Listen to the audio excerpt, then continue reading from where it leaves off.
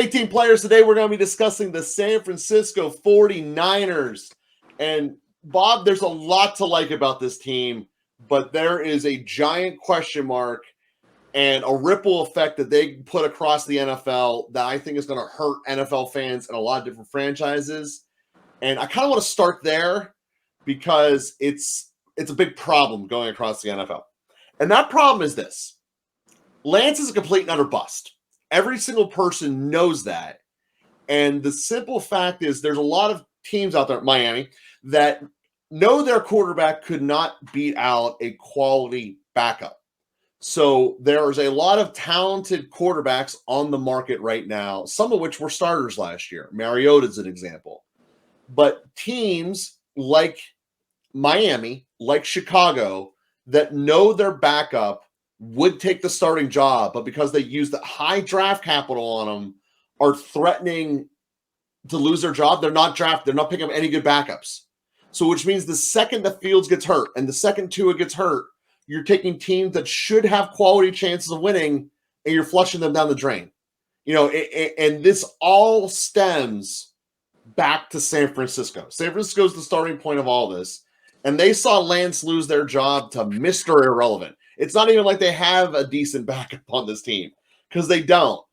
And I just wanted to start with that point because these guys created a ripple effect that's going to ruin football games. Like, not to say I want to watch Miami anyway because I can't stand their head coach, but if you're a Miami fan, you will be destroyed the second that Tua goes down because of the fear and insecurity of ownership groups and GM groups not to have a backup. And it all traces back to Lance, who is a complete and utter bust, and they overspent for. And, maybe running quarterbacks aren't all what they're chalked up to be. But that being said, let's talk about the Niners here. I think you are going in very hard on Trey Lance, Tua, and Justin Fields. They're not accurate and they don't make good decisions. I think that from the sample size that we have of Trey Lance, that the jury is still out. We were hoping to get a full year of Trey Lance last year. That didn't happen. When we spoke to our 49ers guest, we were hopeful that he could make the step needed to make his progressions. We were hopeful that would happen. We didn't see it happen because he didn't play. Here's the thing that I dislike about the 49ers at this moment in time. It's hard to find things to hate about a team that was so successful last year. But the thing that I am not entirely sold on, and I'm sure other people in media have said this, is I am not sold on Brock Purdy as a player. Well, that's fair. I think the playmakers that he's surrounded with, particularly Kittle, Deebo, and McCaffrey, are exceptional talent. It's just Shanahan's system. Shanahan can make something for anyone. That guy's a genius. This level of talent that he has on this team right now in those three positions is phenomenal. Shanahan's system has shown time and time again that he can take players, even if they're not as name brand or successful, and he can turn them into a successful player. Now, if in fact Purdy turns out to be the quarterback that they want, I think that this team, you can see them easily going the same record that they had last year, essentially. Oh, yeah. But if Purdy doesn't turn out to be the quarterback, and they do have to change to Lance. Well, or if he's not, he's injured. So if he's not truly healthy until week 8. He's not yet. He might not be truly healthy. So I ask you this with this in mind, because the depth chart that I have doesn't list the third quarterback. So if you can give me their quarterback room at this moment in time. That's your favorite. It's some of your favorites, Bob. So Purdy, it's Purdy, Lance, your boy, Samuel Darnold. And then from Cincinnati, they got a camper named Brandon Allen. Okay. So let's it's Darnold, basically. In fact, there's probably a good chance Darnold's their opening day starter. And that's scary. That now. So Let's go to their schedule now, assuming that potentially Darnold is the starter. Well, it's either going to be Darnold or Lance because I don't. By all medical reports, it's not going to be Purdy. They start the season in Pittsburgh. And then go where? To the Rams. They start 2 on the road. Then they go to the Rams. Giants come to them. Cardinals come to them. Cowboys come. They go to the Cowboys for Sunday Night Football. You're not facing potentially any world beaters here, but you are also going to be relying on Christian McCaffrey a lot at the beginning of the season. Now, if I know anything about Christian McCaffrey, is that there were many times last year how the 49ers used him where, you know, maybe he would stop playing at halftime and then he would gradually maybe play a little bit more, but it wouldn't go much more than that. They were saving him. They understand his injury consistency. So you have Elijah Mitchell. They also knew they were making the playoffs once they acquired him. So you also have Elijah Mitchell on the field that could potentially be a stud for you. But as I'm looking at this roster is one player down.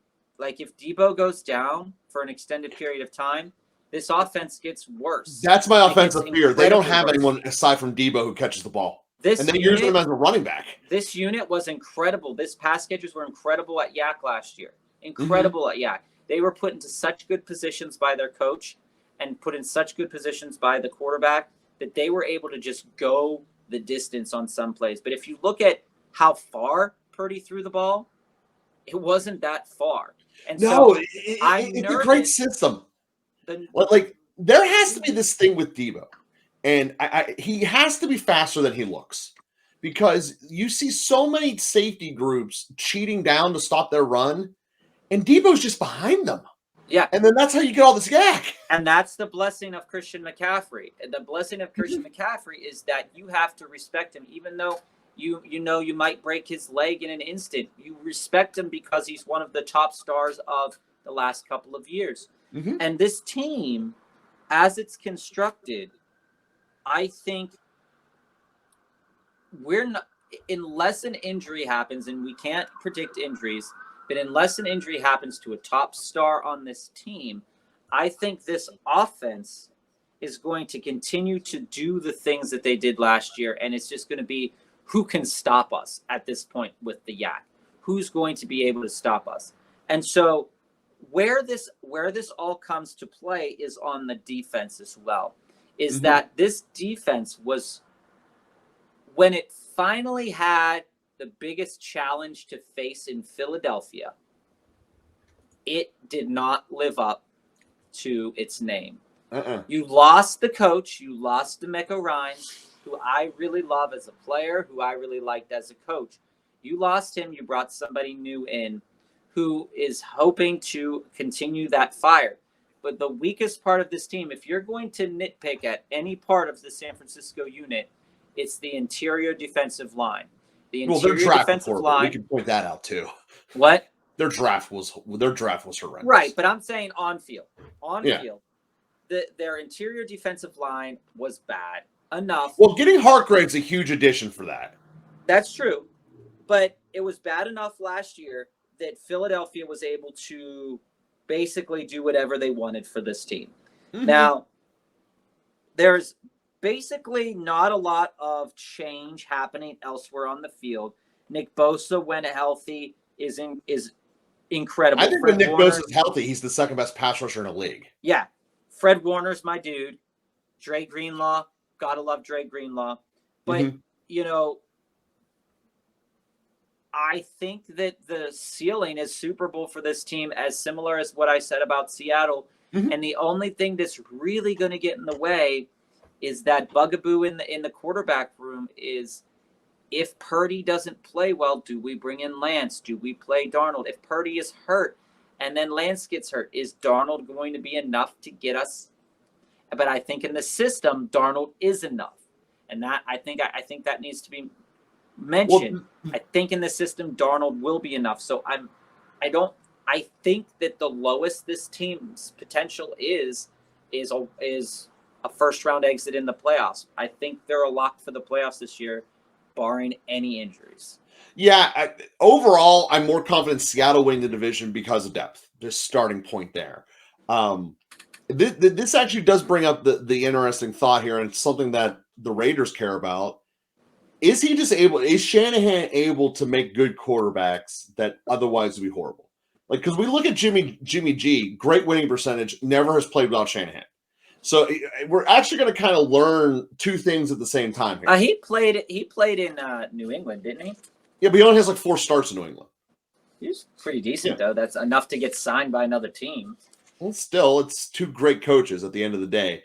But my point is that we'll see how good he is whenever he's outside of the Shanahan system. And my bigger question is, and I do believe it's going to happen, Sam Darnold's going to look better than him in the preseason and in camp than Lance. Then what do you do? Because here's Sam the Darnold thing. has been proven to be useless in every stop he's had. If you see that for any reason Trey Lance is struggling as a quarterback and you are fully aware of his potential as a runner, the idea you make him a receiver? Right? The idea here is you don't want to lose value out of who you drafted at that high. And if he's healthy and he has potential, why not spell him at times with Christian McCaffrey? Go Wildcat with him. I am not ready to give up on Trey Lance. I am not ready to give up on Trey Lance as a quarterback yet. I'm not ready to give up on Justin Fields yet, and I'm not ready to give up on Tua yet. These are just guys that I think are so supremely talented with their legs that when they get a coach that will be able to coach them for a full year in a really good way, that I think they'll be really successful. Fields is the furthest one from that I think, because I don't believe that the Bears head coach is any good. So if Justin Fields were on the Niners, this team's going to the Super Bowl almost immediately. Right? Yeah. If Tua was on the 49ers, I still think that wins. What? This team would have 4 wins. I disagree with that. I disagree with your hate, but I digress. So, for all intents and purposes, we're quibbling about things that, Well, the fact that they don't have a legitimate, consistent receiver outside of Deebo is a concern, especially the way that they use Deebo. Because Ayuk is historically can give you 3 of the greatest fantasy games of the season and then nothing. Which, in fact, actually, anyone who's out there, watch the Ayuk highlight film. You'll see it's all in the same 3 games and then like 2 other catches. And that's the reason I say when Deebo goes down, they've got to find another way to make it work. And the system that Shanahan has instilled allows them to still be successful. But now if 2 pieces go down, like we saw what happened to the Rams last year with both Stafford and Kupp going down last year, or what we saw with the Ravens with Lamar going down, but when you have two of your best players go down, then you're in trouble. And I think that if this team, as in its current iteration, loses Deebo for 4 games or loses Deebo for 3 games because, turf toe or a herniated disc or something like that, and then Christian McCaffrey goes and gets rolled up on the ankle and has to run slower for 2 or 3 games, those are 2 or 3 games that if you hit them on the wrong stretch, those are 2 or 3 losses for the 49ers. And that will be very damaging for their potential to win this division. And it would be even damaging for them to win a wild card spot, because I'm not writing out the Rams and I'm not writing off the Seattle Seahawks. Yeah, no, I agree with that. They don't have a lot of margin anymore. Seattle has done a lot of things to step up to them. Like I said, assuming the Geno factor here, but I like the Niners. I'm not trying to hate on the Niners. I'm just pointing out. Oh no, I'm not either. Their stress point is they're completely relying upon people who have been broken before. But when they play, I guess the other thing that could change is when they play, they're the best. Up, this team could be crazy good, because Ayuk does have a lot of talent to him. Yeah. It just, will he consistently step up? He was a 1st-round pick, and this is the season that he needs to either earn the 5th-year option or not. Mm-hmm. So in some ways, it's a money year for Ayuk. And, when you see players hit those, sometimes they hit new gears. Still not drafting them, though.